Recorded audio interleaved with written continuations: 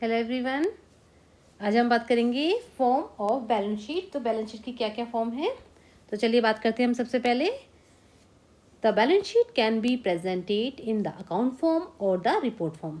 तो किस किस से प्रेजेंट कर सकते हैं बैलेंस शीट को? अकाउंट फॉर्म में भी और रिपोर्ट फॉर्म में। दूसरा, balance sheet are also expressed at horizontal form and the vertical form. एक हॉरिजेंटल फॉर्म में भी इसको प्रेजेंट कर सकते हो, वर्टिकल फॉर्म में भी। अब बात करेंगे हम फॉर नॉन कॉर्पोरेट इंस्टीट्यूशन की बात करेंगे। Non corporate institutions like sole proprietorship partnership make the balance sheet in horizontal form. तो जो सोल प्रोप्राइटरशिप है और पार्टनरशिप है उनको अपनी जो बैलेंस शीट है वो किस में बनाते हैं? हॉरिजेंटल फॉर्म में। अब हॉरिजेंटल फॉर्म क्या होते हैं? In this format liabilities are shown in left side and assets are shown in right side. तो लाइबिलिटीज को हम लेफ्ट साइड में शो करते हैं और असेट्स को राइट साइड में। तो देखिए horizontal form of balance sheet क्या है। This is the horizontal form of balance sheet. इसमें सबसे पहले प्रीवियस ईयर के जो फिगर्स है उनको देंगे, फिर आ जाएगा देखिए लाइबिलिटीज। लाइबिलिटीज में share capital, reserve surplus, secured loan, unsecured loan, current liabilities and provisions, इनको अलग अलग हम दे देंगे। फिर कंटिजेंसी लाइबिलिटीज, इन सबको दे देंगे। और यहाँ पर उसके बाद हम देंगे फिगर्स ऑफ करंट ईयर।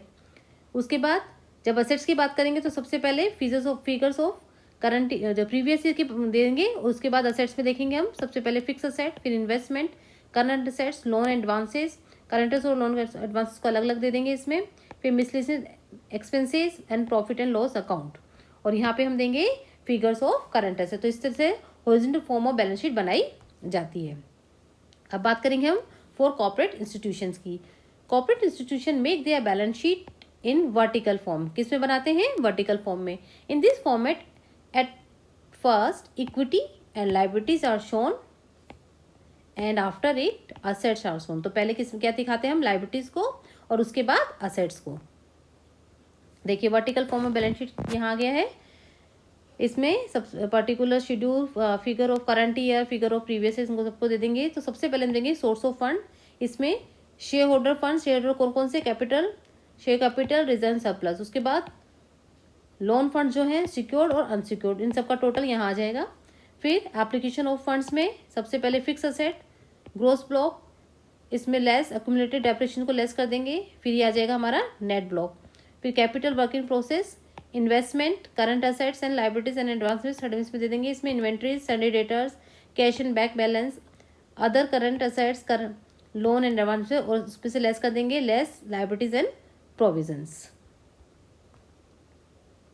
उसके बाद हम देखते हैं कि अब जो बैलेंस शीट है वो कैसे बनाई जा रही है। According to revise schedule 6 companies act 1956 and schedule 3 of company act 2013। तो अब इसके अकॉर्डिंग बैलेंस शीट बनाई जाती है।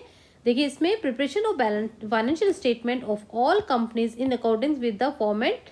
कौन सा फॉर्मेट यूज करेंगे? Vertical form. And restriction of revise schedule 6 of the companies act 1956 has been made compulsory for all financial year beginning from 1 April 2011 onwards. तो अब 2011 ऑनवर्ड्स के बाद जो भी फॉर्मेट बनेंगे that is in vertical form, और किस इंस्ट्रक्शंस के साथ? जो कि रिवाइज शेड्यूल 6 में कंपनी एक्ट 1956 में दिए गए हैं। तो अब किस फॉर्मेट में? देखिए ये है फॉर्मेट जो रिवाइज किया गया है। इसमें सबसे पहले नेम ऑफ द कंपनी, फिर बैलेंस शीट ऑफ उसको लिख देंगे, फिर पर्टिकुलर अगर कोई नोट है तो उनको देंगे, फिर इधर figures as at end of the current year reporting और figures at end of the previous year reporting. यहाँ देखिए ऊपर डेट और ये रुपीज इनकम। तो इसमें सबसे पहले देखिए इक्विटी एंड लाइबिलिटीज की बात करेंगे। सबसे पहले क्या आएगी? इक्विटी और लाइबिलिटीज। अब उसमें सबसे इक्विटी लाइबिलिटी सबसे ऊपर टॉप पे है share holders fund, share capital, reserve surplus, money received against share warrant, जो भी मिलती है उनको सबको लिख देंगे। फिर सेकंड में share application money, pending allotment अगर कोई है तो उसको लिख देंगे। उसके बाद में अब जगह यहाँ तो फिक्स किया गई, अब है नॉन करंट लाइबिलिटीज, ये भी फिक्स है। नॉन करंट लाइबिलिटीज आ जाएंगी long term borrowings, defer tax liabilities, net आएगी ये। फिर अदर लॉन्ग टर्म लाइबिलिटीज और लॉन्ग टर्म प्रोविजन, तो यहाँ सब लॉन्ग टर्म आइटम्स आ जाएंगे।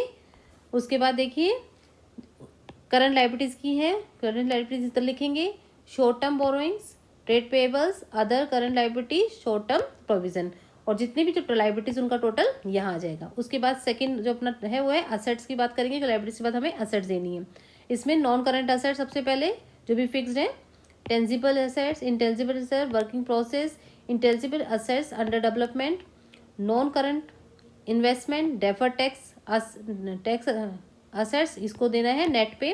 फिर long term and loan advances, other non current assets जो भी हैं वो सब इसमें आ जाएंगी।